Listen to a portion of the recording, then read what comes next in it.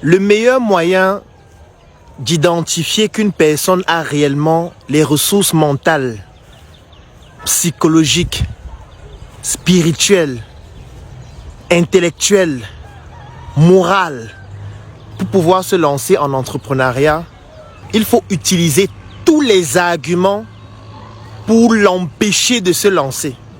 C'est le meilleur moyen de dénicher ceux qui réellement ont cette fibre et pourront supporter tous les challenges et surtout toute la brutalité qui va faire partie de leur quotidien dans cette aventure tumultueuse qu'est l'entrepreneuriat.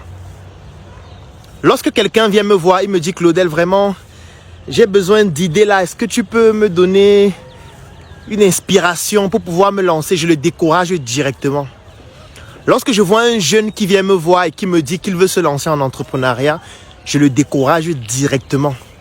Je lui demande d'aller à l'école, d'aller continuer ses études. Je lui demande de faire autre chose, d'aller trouver un travail parce que c'est plus simple à faire.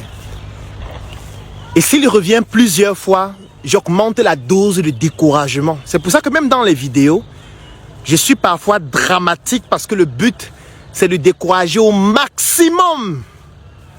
Pourquoi est-ce que je décourage au maximum? C'est parce que l'aventure entrepreneuriale est tellement tumultueuse que n'importe qui ne pourrait pas s'y aventurer. Comme j'aime souvent le dire, les plus chanceux vont finir fous. Ça, c'est pour les plus chanceux. Parce que les autres vont mourir tout simplement.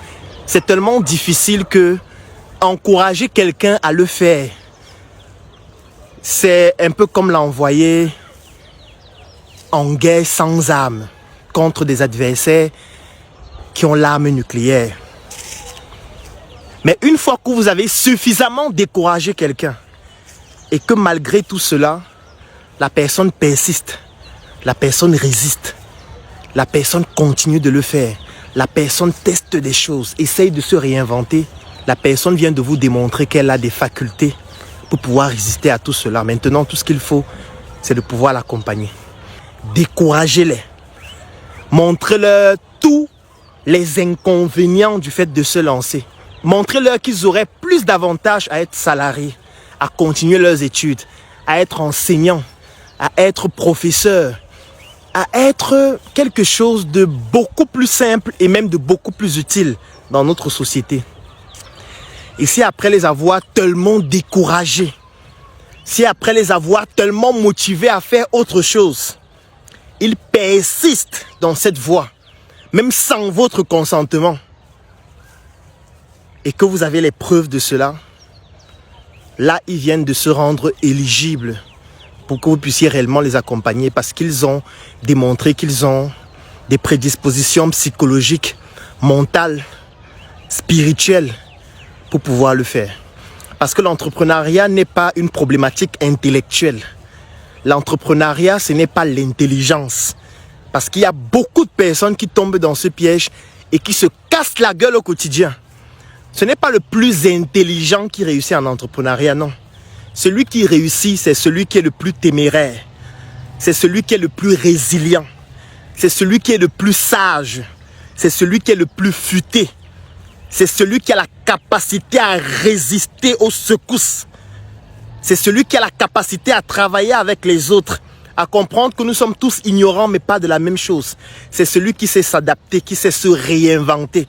C'est lui qui s'en sort sur le long terme. Ce n'est pas le plus intelligent ou le plus riche. Parce que si tu es intelligent et tu abordes la problématique entrepreneuriale avec l'intelligence, tu vas te casser la gueule brutalement.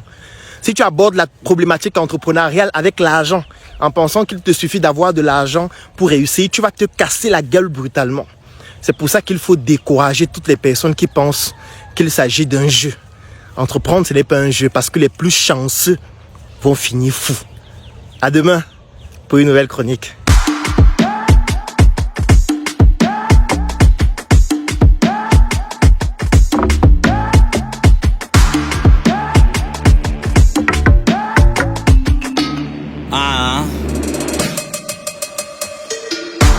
C'est apprécié le linge, du top dans les fringues, c'est du sur mesure. Qualité dans le vêtement, évidemment, c'est du sur mesure. ça épouse le corps à la perfection. Captivant ton regard, tu te demandes si c'est Papa God qui a pris les mesures. Normal, c'est du sur mesure. Le parfum n'a pas d'effet qu'une bonne odeur. C'est grâce à lui qu'on dégage cette vigueur. La chaussure accompagne la carrure des vraies carrières. Normal, c'est la marque des leaders. Élégance, prestance, accessoires.